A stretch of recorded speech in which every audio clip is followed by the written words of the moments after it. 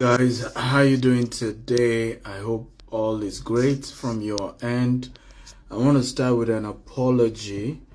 Um, that we fixed I think two events today instead of two events at the same time.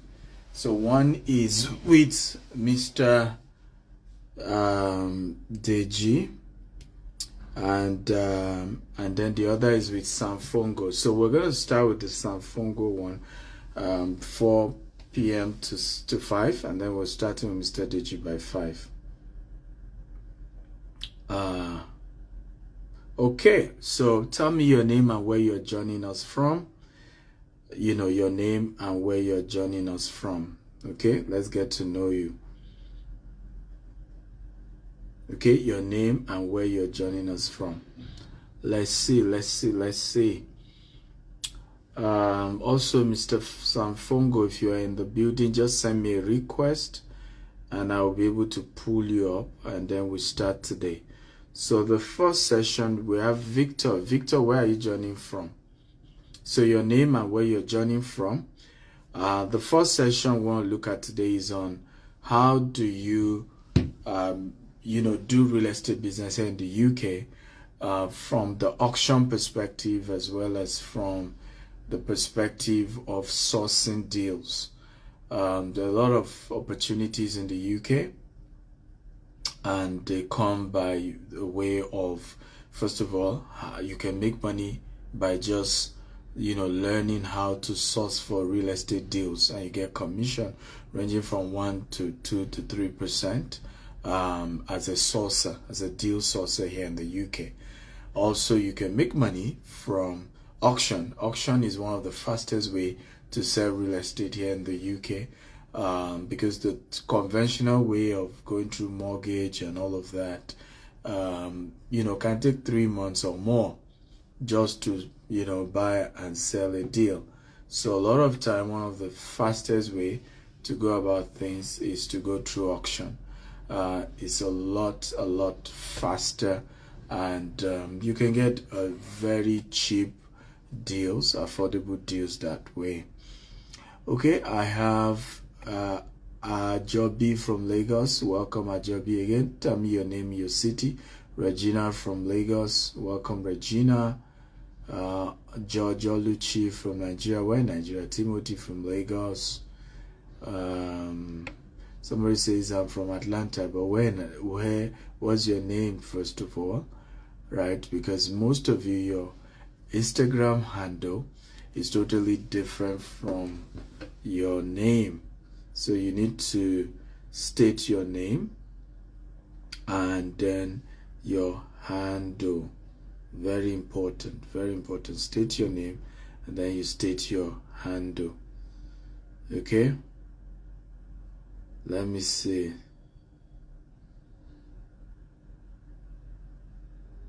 Okay, who else is here? Let me see. I have Hansen from Lekki. Welcome, Hansen. I have Muiwa from Atlanta. Alexia from Rwanda. How are you, Alexia? I was in Rwanda last year. I had a great time in Rwanda. Okay, welcome. Victor from Owerri, Nigeria. Thank you. Tolu from Manchester. Yes, my sister. It was nice seeing you for the first time in Manchester. The meet and greet in Manchester was really good seeing you. I hope, of course, I'm told you're joining virtually. On our Saturday and Sunday training, you're joining virtually. So yeah. Who else is here? Who else is here? Let me see. I hope S Fungo knows how to do IG Live, because S Fungo is old school, and people of the old school don't know how to do IG Live. So S Fungo, please send me a request on IG so I can pull you up. So you will see a pop-up sign where you just send me a request for me to pull you up so that we can start the show proper. We have, I think, 15 minutes more I have 3 shows today. Can you believe it? 3 IG live today. So this is like the first one. Well, God is my strength, huh? Okay. God is my strength. Finally is here. Mr. Sean from Canada, how are you? Absolutely. Sam Fungo from London. I'm here fantastically well. I just need to flip my camera right now, but I'm not seeing the button to flip my camera. Um, Yeah, I already told my audience to forgive you that you are no school. You are no, well, not so you are not I'm more Zoom man, but I'm fine. I'm finally here. That's good. I Yeah. already told them that you are not of the Gen Z generation, so Oh yes, yes, yes. they can But forgive. we try. We'll try. We try to keep up. Yeah. We try and keep up. Yeah. But good, good. So how's the day been so far? Good. I've been busy. I've been meeting all day. I mean, I just had to jump out of one meeting, jump here. But it's been beautiful so far. But how are you doing as well? Are you at home? Are you at work? Where are you? All is good today. I'm watching quite a lot of auctions. I decided to do it from my home office today. So I didn't go into the office today. So it's Okay, quite good. Yeah. And then beautiful. and so I can have some quiet because in the office there's bound to be someone that would disturb me. Yeah, So yeah. yeah, that makes sense. So introduce yourself. I mean, to a lot of my audience, they may not know who is Samuel Fongo. So kindly introduce yourself. Okay. So Sam Fungo, I've been in the real estate industry for close to 20 years, but 10 years very much in the auction scene in the UK, London in particular. And well, what I tend to do in the auction space is on a daily basis, I appraise properties that are to be listed at auction. I cover the whole of the UK. So early morning, I could be dealing with properties up north from Manchester, from Hartlepool, and then suddenly, which is like some of the cheapest properties where a big property can be going for like 30,000 or 40,000 pounds. And then later, I'm appraising a property, a studio flat in Mayfair for £1 million. So I swing from end to end. And I thought I mentioned this because a lot of people overseas think when they think of UK property, they think about London. They think everything is 1 million. But there are properties, good houses in the UK for £40,000 up north, and you can rent them out for good income as well. So on a daily basis, I press properties to actually list at auction with various auction companies because the firm I work for, we're a brokerage company. We list properties with auction companies. On the flip side, I have a big collage of clients that I acquire properties on their behalf. One of the most recent acquisitions I did last week was a block of 5 flats in Nottingham that was being repossessed. And when properties are being sold by repo, there's no access to view them, but we have a way of viewing them. So there's no competition because we have a tactic of actually dealing with them. So in a nutshell, I am your person. I'm your man. If you're looking to acquire or dispose properties in the UK, either at auction or off market. So I think that's a good enough explanation of Okay, who I am. can we welcome again Sam Fongo one more time? Everybody, can you help me clap for him? That was a good introduction. But let's go deeper. We need to even understand what this auction is all about. So, when you say auction, what does it mean in terms of real estate? Okay. In England, when you decide to sell a property, there are two ways that you can sell. You can either sell by what they call private treaty, which is what you see with an estate agent. You walk in, an estate agent takes a property for sale, they put it up, you walk in and you make an offer. Then they present your offer to the vendor. If the vendor accepts your offer, they ask for your solicitor's details, and the vendor solicitor, they start talking to you. And then the transaction goes through and hopefully it transacts. On the flip side, when we sell at auction, it's totally different. At an auction, what tends to happen is if I I'm doing my marketing for my lead generation and I call someone that agrees to sell that property at auction, what we do is that we collect all the information about the property, and then we list it on a list of properties. Everyone goes and views the properties. We put a guide price that's very low, whereas with the estate agent, they put a very high price, and then you make offers, lower offers, to try and see who is the quickest down the bottom of the pit. But with auctions, we would put the price very low to attract the whole world to that property, and then and present all the legal process, all the legal matters about that property in a what they call legal pack, which everyone sees it.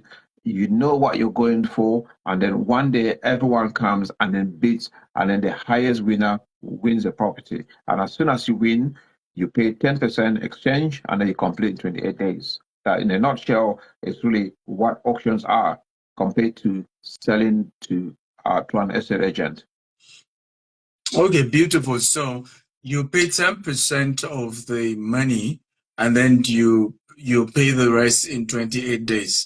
Can you explain the process? Because what if you need mortgage? Are you saying that you can get a mortgage in 28 days? Now, it's extremely difficult to get a mortgage in 28 days.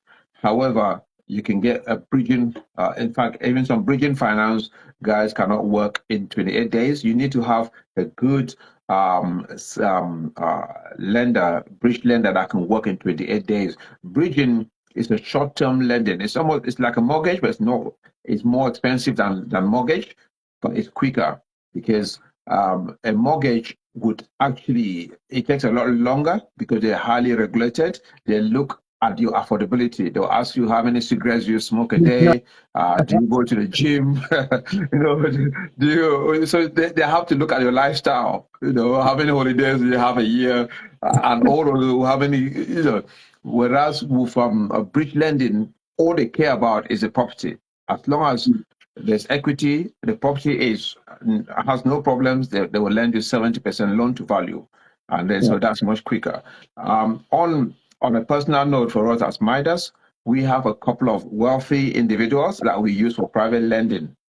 It's slightly more expensive again. It's upstairs, but it can be done in 2 days, right? If you need the money like this evening, they can talk to you and release the money, but you pay for the velocity. So what's the kind of the interest rates if you're doing bridging loan, then interest rate if you're doing the private lending? I call it hard money. So if you're doing hard money, what's the interest rate like? Interest bridging, you can get it from say on a monthly basis, say 0.08 to about 1 or 1.1. And private money is from 1 to about 1.5, depending on percent per month. So it's calculated per month. They will do that per month because when we arrange it, the bridging, the payment is optional. Bridging and the lending, you can either roll up the interest, so you don't have to pay anything until 6 months when you pay the whole loan back. But most often, I try and advise clients when they can to pay the interest monthly.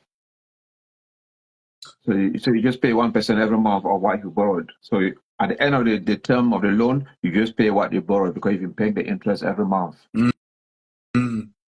Okay. But how realistic is that? The way you work with people, is it that they will eventually have to convert the bridging loan to a mortgage, or how do you work with them on this?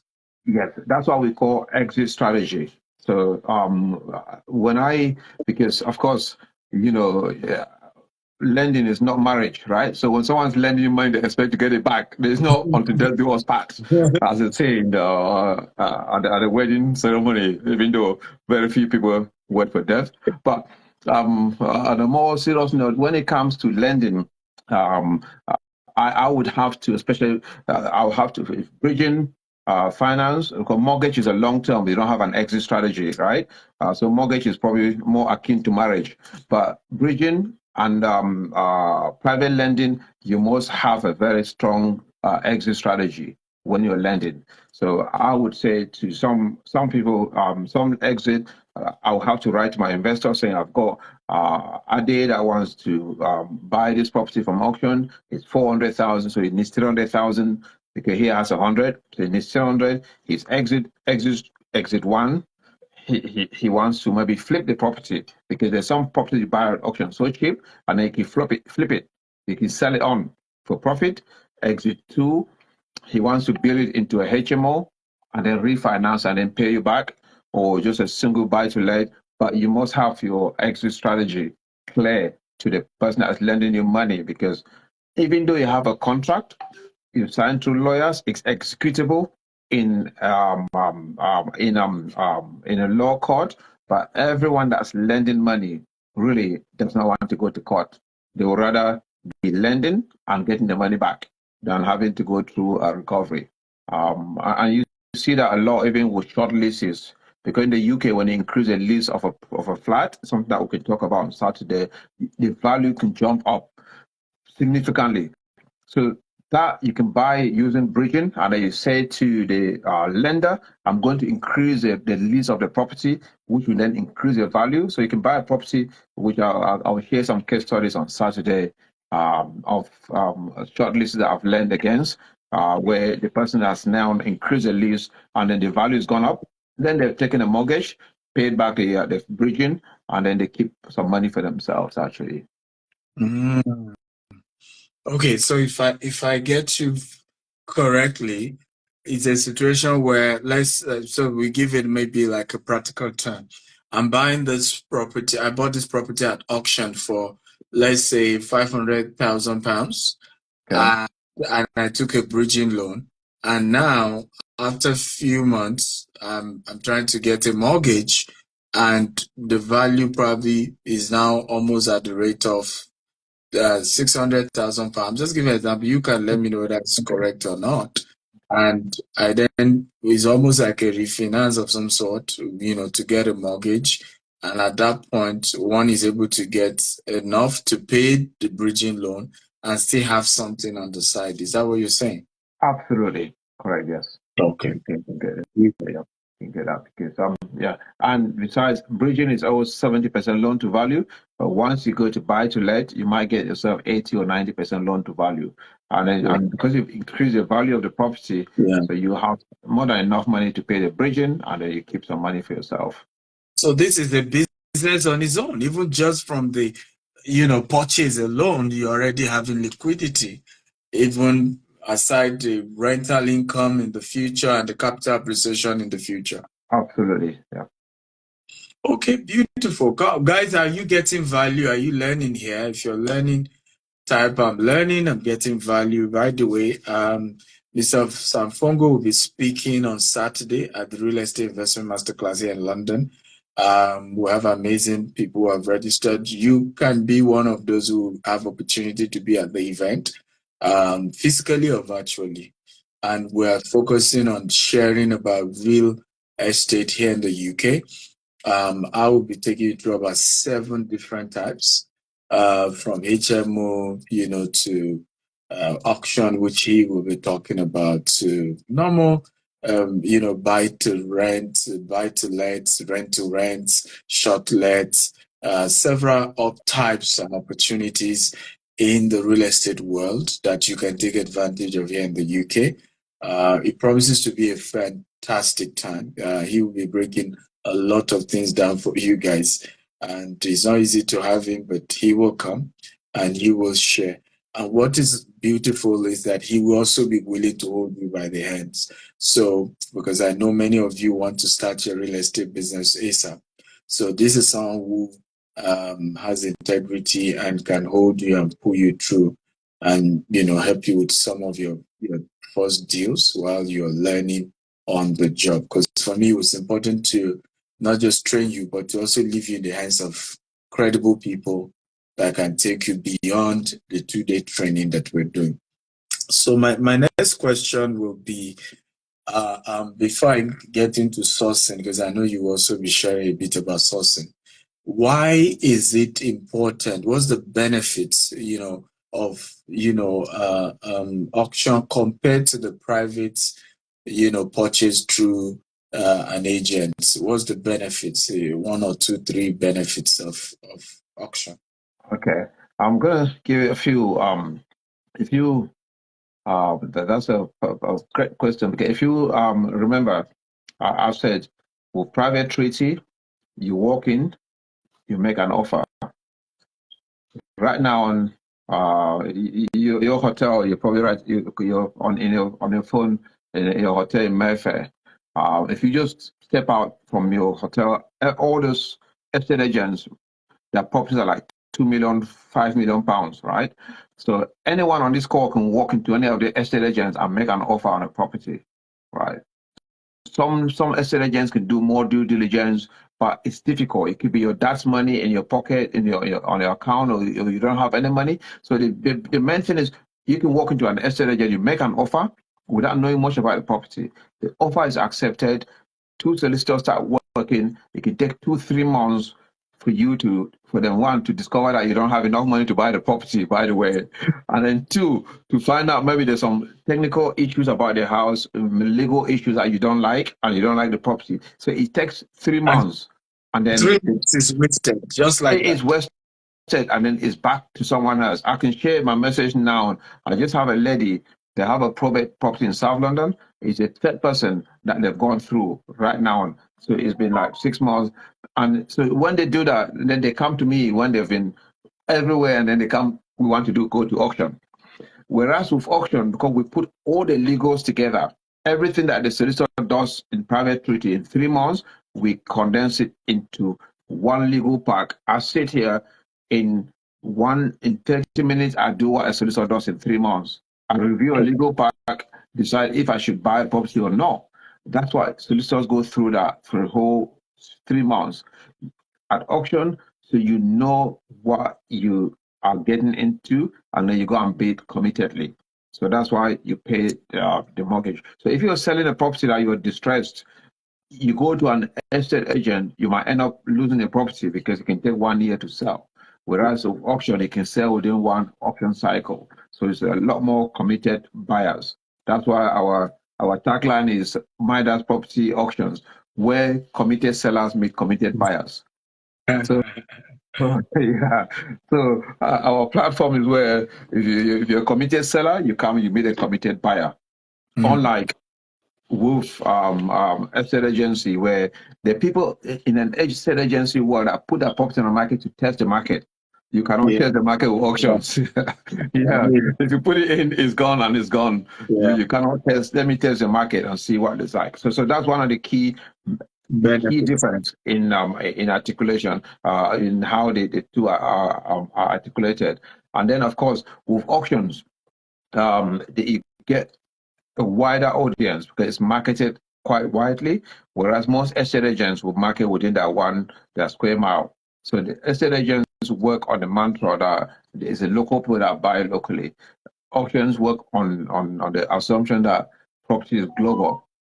Uh, Mm, mm, the people that are in Nigeria on auctions, the people from in foreign countries, from the US, they buy, just they follow the auction and buy properties. So it's a much wider audience. You get more eyes, more eyeballs on your property than when you go to a local estate agent. So there are tons of benefits of selling to auction, but those are the main differences. mm. I mean, fantastic. So if I, let's say, I want to learn how to, do what you do, and I'm just giving an example where I'm an auction broker. I believe that's the word, an auction broker. Yeah, Yeah. yeah. Um, how do I need to go about it? I know you will share more during the training on Saturday, but what's the procedure if I want to be an auction broker? Yeah, the process is quite is simple. What we have in the UK is our industry in the UK is not very regulated, so there's no official formal training courses out there. It's really to probably get mentored, go into get workshops. Sometimes we run workshops for 1 or 2 days, workshop for people that want to get into auctions, where we'll go through the process, how to look at the all the paperwork, do all your due diligence. So you need to go through, get mentored into getting that done. So sometimes I sometimes run a mentorship program for either a couple of weeks or a couple of months to get it on a journey. So that means people can informally learn how to be to be an auction broker because there are no technically formal lessons or formal ways. Yes, there isn't like so like in the US, where I know you transact a lot in the US, they have exams where you can do, and then you do exams. But in the UK, you just have to find someone that knows what they're talking about, and then they'll mentor you into it. Yeah, in the US, you have to be licensed. It's a state license program. You have to go. I mean, it's a whole heavily regulated, heavily, and it's a whole thing. But I think this is good. Why do you think people of color, from your own opinion, don't go into this industry? Because I see people rather take more, ridiculous. I mean, what I hear most time of a lot of our immigrants when they come here, they are having to, take care to go to older people's home and they really don't like those jobs, but they are forced to do that. When there are a lot of other better opportunities like this, why don't people take it? Okay, that's a very, very interesting question, actually. I'll share a short story, but it's a mindset thing. It's a really a mindset where they're scared. There's, I think I'll talk to you a lot about this uh, guru that I speak at these events every 6, 7 weeks with about 700 people in the room. Yeah. And I remember last 2 weeks ago, I did the last one, and I always stay around for a long time. And then while I get a lot of satisfaction speaking, because almost 30 to 40% are Black young youths in the audience. So there was a couple of young, and then they always take bets on which country I'm from when I talk. So, but a lot of them, they win the bet because they pick Nigeria all the time. But even though it's a wrong picture, but it's a wrong country, but it's the right one, if you know what I mean. So they always take a bet. So there were about probably about close to 10 Black kids that stood after the event. And then I was in the hotel just checking my email. So they came and started chatting with me. They said, "Oh, how did you get?" And I said to them, "They should feel free to ask me any question. Oh, how did you get into doing what you do? Because you're African, you have an accent." And I said, "Well, everyone has an accent. So it's for you." No, he said, "You still have an accent." And I said, "Let me correct you. I have an accent. No, I still." Because when you say you still, it sounds like it's a work in progress, because it's not work in progress. This is me. Yeah, it's work in progress. So that's what I'm saying, that it's a mindset. So for that guy coming in a room of 700, I held a room for 2 hours, spoken, answered all the questions, and then he got, wow, how did he get in? Because for him, he thinks I should be doing something different. Oh, in quote. So I think for me, that's a satisfaction to see that those guys, they come, they say, wow, I could be doing this as well. So it's it gives one a lot of satisfaction to speak to an audience like that, and then have a young man that has a wrong connotation, thinking that there's a particular way, there's a particular accent that you need to use to speak about property auctions. But but yeah. And then the guy, he wrote to me and he said, when he got home, he sent me a WhatsApp to say, "Oh yeah, it's quite like what I say. I should take the word still that I have." Because it's not going away anytime soon. It's not going away. I mean, you're very right. I see the same issue. Somebody said, "How can you mentor me?" He's ready to mentor you this Saturday and Sunday. Just send me a DM. I will send you the link to register. And because of him, you will also be getting a 50% discount to come. And during the training, he's going to mentor you. And if you then want further mentorship, he will be there to give it to you. It's important to understand that I see a lot of people of color really frustrated in the UK, and that's part of the reason why I decided to do the conference. the workshop, is because I see a lot of our people are very frustrated. Some are even doing well, whether they were in Cameroon or Ghana or Nigeria or Kenya, they were doing well back at home. But when they moved to the UK, everybody told them, no, no, no, you have to go to nursing, you have to be a nurse, and then you have to start from this level, you need to, and they just hate what they're doing. They are not proud of what they're doing. And everybody convinced them that there's no other way. Yeah. Meanwhile, here is an opportunity to either directly be buying property at auction and making cool money for yourself in a space of 3 months, like we just learned here, where I could buy a property at auction for, let's say, 500,000, add value to it in 6 months down the line, sell the same property for maybe 600 or 700, and I've made it. I've made 100,000 pounds, as a difference. Or I could even learn informally how to become a property and a broker at auction and make a good cut, because average broker, you can tell us how much you guys made in percentage, but that's also another business model, and yet people are not willing to go into it. How did you get into this business, by the way? And you can tell us average, percentage how auction brokers charge. Okay. For me, I've always been, I started out more in IT. When I finished from uni, I worked in like Cisco network design, and then especially after Y2K, so I was buying properties just by the side for investment. I think after Y2K, all the boom, and then IT kind of the rates went down from what we're used to. So I stepped aside. We set up a family business, that like an agency that employs nurses and doctors in the NHS, which the family. I can't hear you. Yeah, I think. I had a phone call that came through. So yeah, so I then I did I had acquired quite a few properties for which we put our staff for the nursing agency in.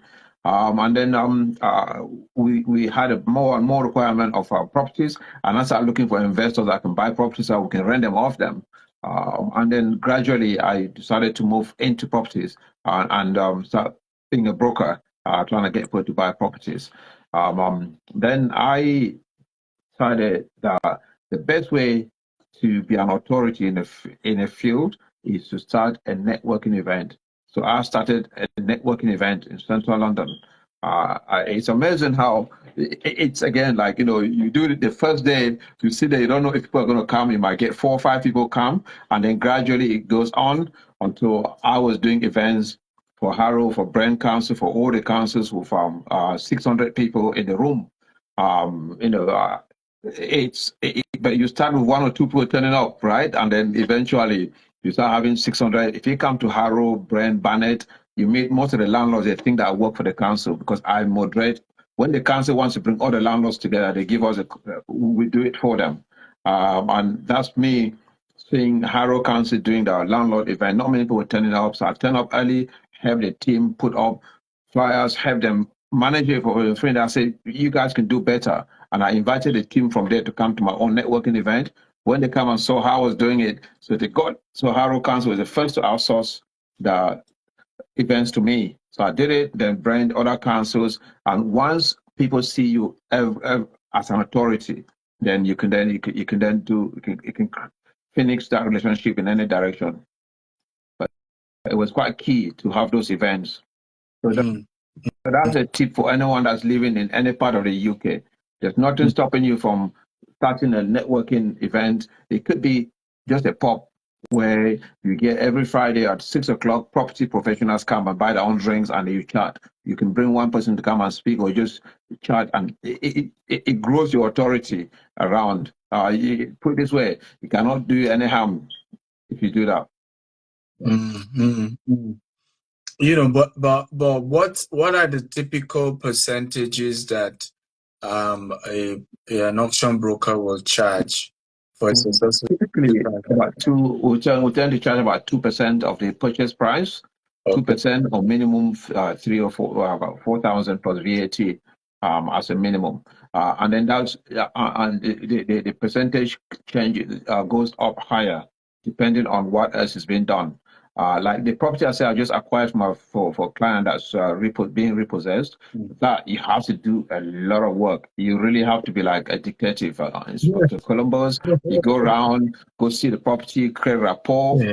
And funny enough, when you were talking about Africans that come here and do different jobs, in that block of 6 flats, one of the couple in there, they're on COS from Nigeria, and doing care work. When I was chatting with him, the guy was doing it was the top guy in Nigeria in oil, working for an oil and gas company. So I just said to myself, why are you here doing care work? But I didn't ask him that. You can't be that rude. But yeah, so I tend to see a lot of tenants in houses that I'm buying up north from Yeah. Nigeria that were doing fantastic jobs back home, but they've come here with their wives. They're staying in a small 1 bedroom or 2 bedroom flat, but maybe they've left their big property back home. But yeah, but that's the reality of life. Mm. It's about 2%. Yeah. So are you saying that I mean for people, by the way, guys, are we learning again? If you're learning, just type I'm learning. By the way, are you saying that it is better for people to consider career in real estate? Even as immigrants, once they get proper training, it's a better source of livelihood compared to just, struggling up like we often see our people do.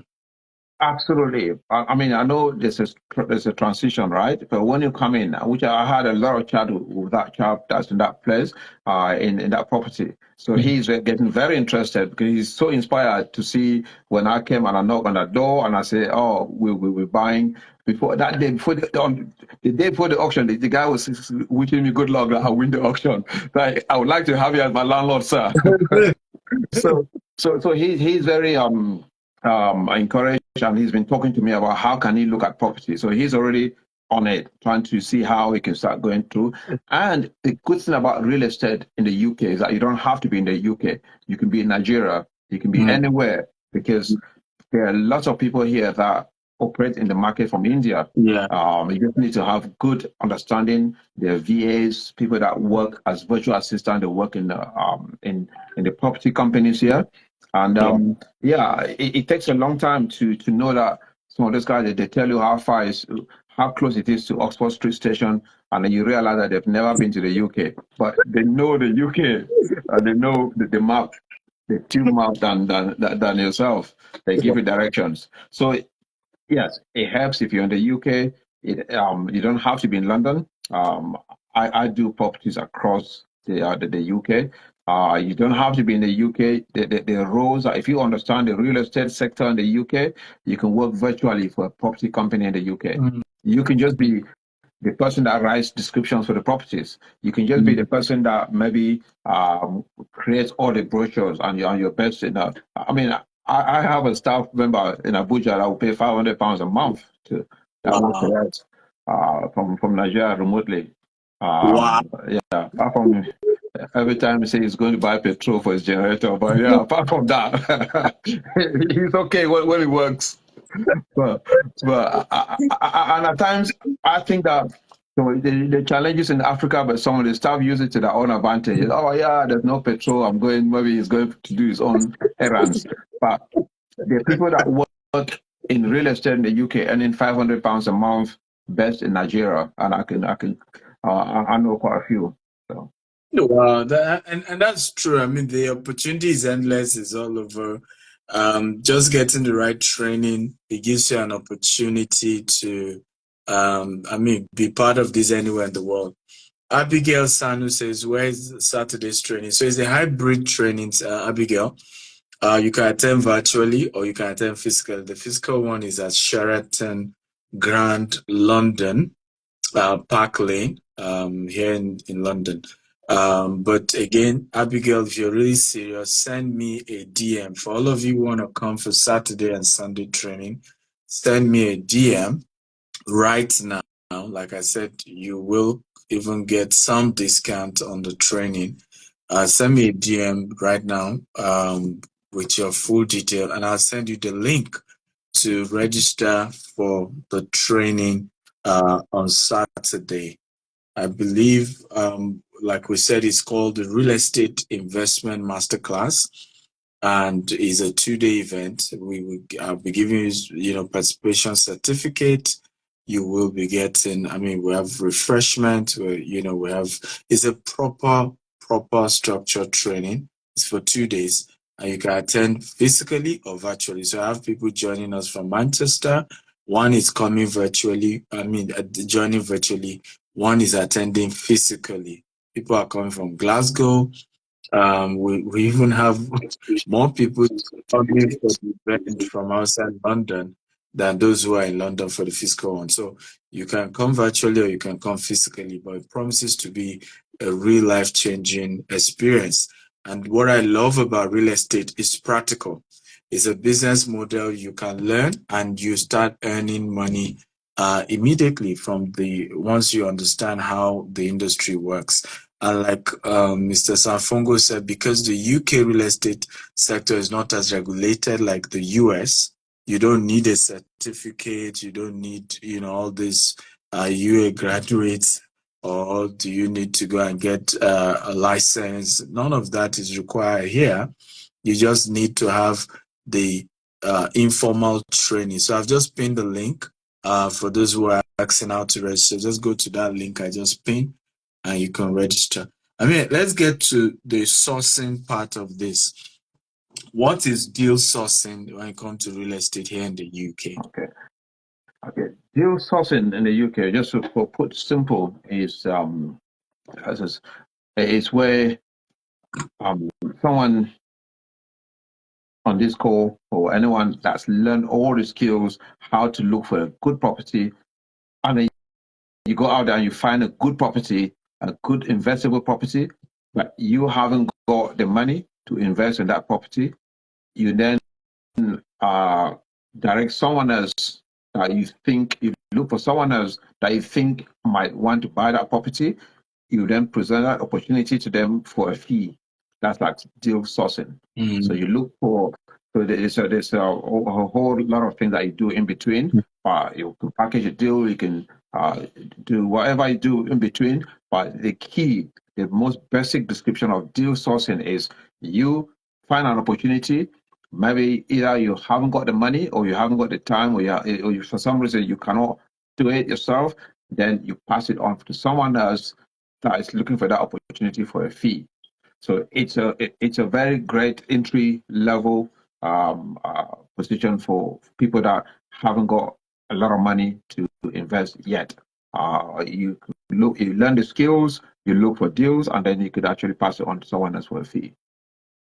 Okay, so basically, in summary, deal sourcing is looking for a great real estate deal that will give good returns, whether in form of investment, rental income, or capital appreciation, and then you package the deal, in a very well presentable manner, and then look for somebody who is looking for such deal and present it to them, and then you charge them a fee for that. Is that correct? Absolutely, spot on. Yeah, and the fees is same like what we do for brokerage, like up to about 2%. Again, like I said, that's like what I call that's a menu fee on our menu, but the fees can vary, can go much higher because you might have expats that work in the Middle East, so you get them a deal. And then it's a project. They say you could do a project management as well, so they pay you a bit more to manage it. So it can stretch it more. But as a simple, just giving someone a deal, it could be 2%, 1%, or whatever price. You can then offer them more services to manage a project and other things that you could do as well. Why is deal sourcing a need in the UK? I mean, why can't just anybody just go get a deal? Why must I look for somebody to source for a property for me? It really is time. It's people trading that time. Most people don't have it at the time because when you think about it, you would think, okay, like I say, we do acquisition on from auctions, right? You think or even sourcing. You do sourcing from Rightmove. Everyone has access to Rightmove, right? But you don't have time Mm. to look at it. If you just go on Rightmove now, you search for properties within 1 mile of your location, you're gonna get like 50 or 100 properties come up. So people don't have time to actually go looking for that on that every single day. So they rather someone brings it to them. And then second, like I was talking about setting up a networking event or some meetup where people come. You might have people that come and then they, especially you have some estate agents that become friends of yours. They can call you when as soon as they get an instruction, they let you know because they know that you have buyers. Once you've done a deal with an estate agent, they can always call you as soon as they have deals or they have an instructions. Mm. So people that have money, they rather look for people that have contacts that can bring them good deals. Mm. So to be a deal to start a career in deal sourcing, what are the requirements? It really, again, like I say, in the UK, it's not very regulated. You just need to get trained, but then you have to get compliant in the sense that there's you can then have some insurance situation that you have to go through process to get your insurance, just to cover yourself as well, just in case deals go wrong. You can be covered by an insurance policy where Okay. you're giving someone a deal. And that's if you're acting as a company. Or you can do co-sourcing where you can find someone that is compliant and then you co-source with them. Ah, Yeah. okay. That's good. That's good. So, I mean, that makes a lot of sense. So, and I mean, from your experience, what are the average income, a month a good deal sourcer can make potentially, of course. I, I would say in terms of like absolute numbers, it's not unusual to making 4,000 to 5,000 pounds a month from Mm. deal sourcing. And then but that very much depends on where you are. If you are in London, Mm. then you know maybe 1 or 2 deals a month that will give it out more than that, or one deal a month. If you're up now, and then you can source even rent to rent as well. Like you can see landlords that want to rent their properties. You get them you package it and then get someone that wants to do a H rent essay to take it off you, so you're not doing it yourself. So there's a Mm. whole range of services that you can do in the middle. So let's say like in London, in Harrow, where a 3 bedroom house will rent for 2,200, 2,500. Yeah. Typically, you charge 1 month rent for sourcing. So Wow. you can get 2,000 something if you source one deal a month. So if you source two, you're already making 4,000 pounds. Wow. So this Yeah. sourcing can be done for rental as well. It's not just for Oh, yeah. houses that Oh, have yeah. been built. In fact, it's a lot more, it's quite common for rental a lot because most people get into property using rent to rent. So they Yeah. rent the property from an owner and then rent it out. Yeah. And that's where, yeah, there's a lot of deal sourcing in rental. Wow. Wow. And is rent to rent legal in the UK? Yes, it's legal. You just say you have to have have a proper contract.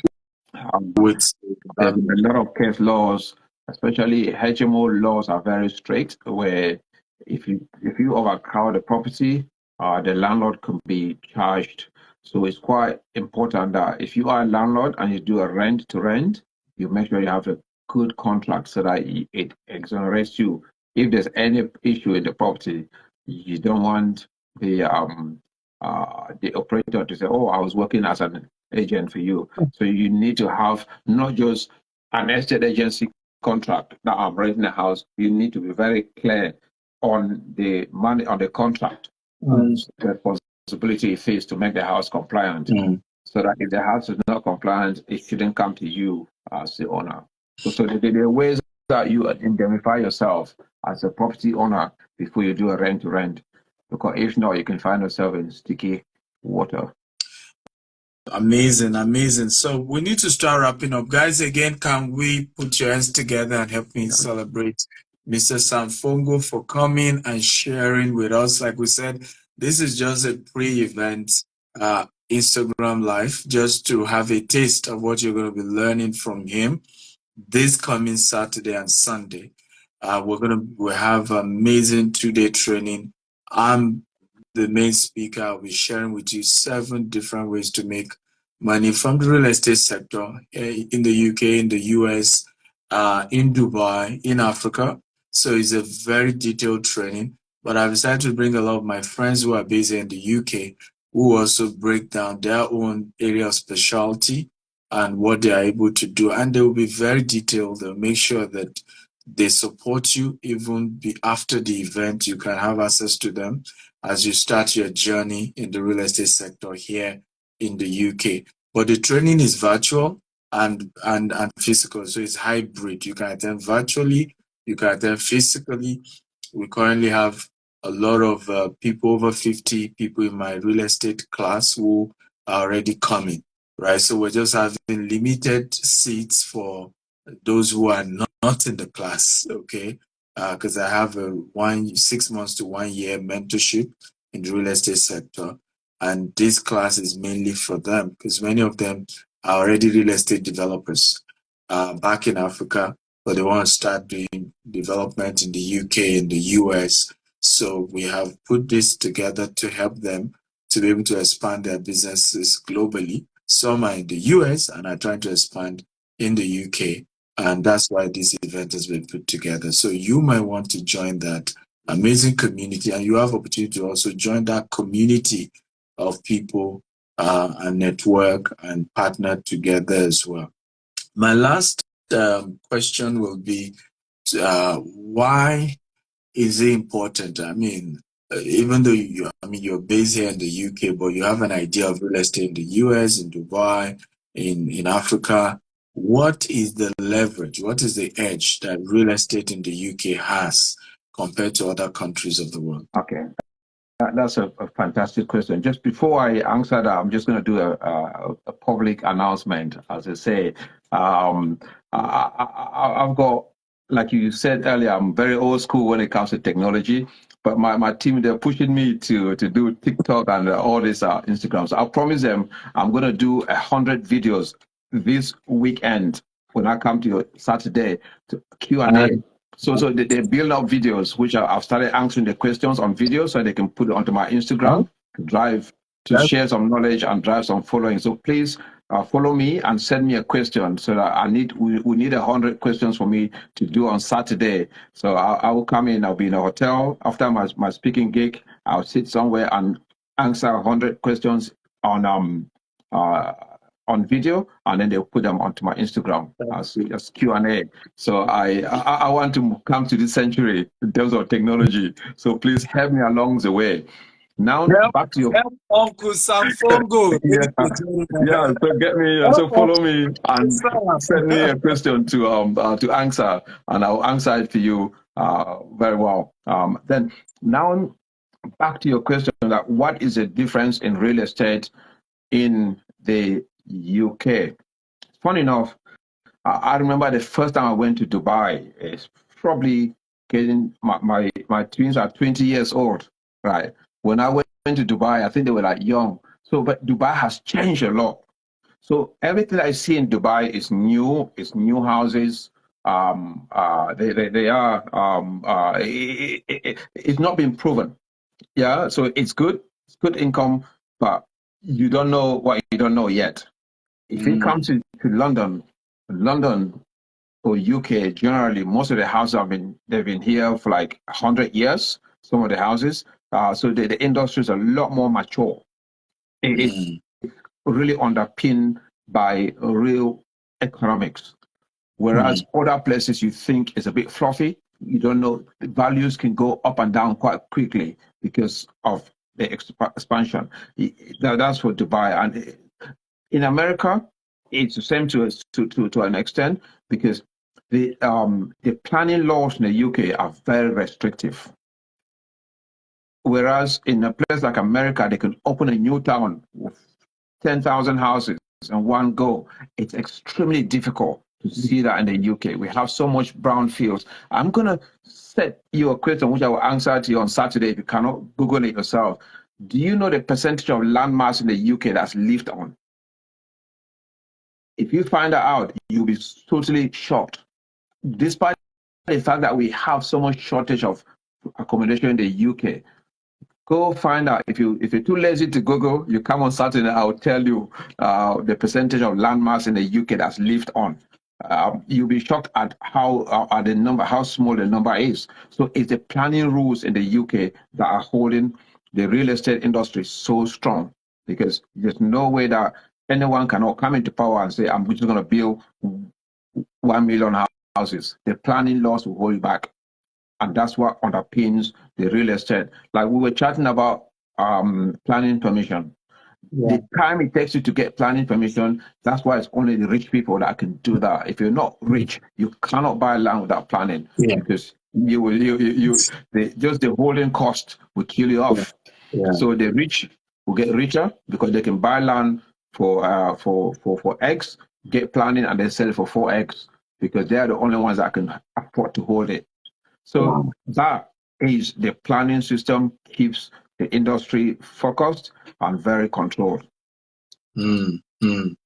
So what you're saying in essence is that the real estate market in the UK is very solid. It's not open to just easily crashing. And I agree with you. I mean, the 2008 crisis, the UK, of course, also had its own share, but it wasn't as bad as the US. And because the real estate, institutions here is solid, property, they kind of create the natural scarcity. Even to find deals in the UK is a major issue. I mean, you're looking for property to buy in the US, it's easy. Yeah. Right? You know, the deals are everywhere. But here in the UK, I mean, it's really difficult to find good deals, to find lands with permits that you can, or lots with permits that you can just take advantage of. So, guys, it's an opportunity for you to come into the sector here in the UK. It's not regulated for you as a practitioner. You can make good money for yourself. You can make extra income for yourself. Either it's rent-to-rent, HMO, deal sourcing, auction. We're going to be teaching you all and more this Saturday and Sunday. And the event is hybrid. It's both physical and virtual, and you can be part of it. I want to thank you once again, Samuel Fungo, for coming. We really appreciate your wisdom and sharing, and we cannot wait to have you on Saturday and learn. Thank you so much. Any final words? Yes, also just to thank you for the opportunity. It's always great to work with you. I look forward. I always follow your content. You have a great impact on the continent. I don't know where exactly you live, because every time I see you, you're flying to a different country every time I see you on social media. So so long may you continue to inspire our people on the continent and our people across the world. And I look forward to seeing you on Saturday. So for those of you that haven't Googled the percentage of landmass that's lived on in the UK, come on Saturday. I will tell you. I'll be your Google on that day if you can. If you don't want to Google it yourself, because I was expecting that someone would have put the number in, or I've been watching the other screen to see if anyone puts a percentage, but no one has. So I think you all want to come and hear from the horse's mouth on Saturday. Awesome. Well, by the way, in the next 15 minutes, I'm starting another IG Live. I have 3 IG Live today. Okay. God will help me. So I'm going to go off now. So thank you once more. Thank you. Thank you. Bye. We're starting another IG Live. Make sure you come and invite us.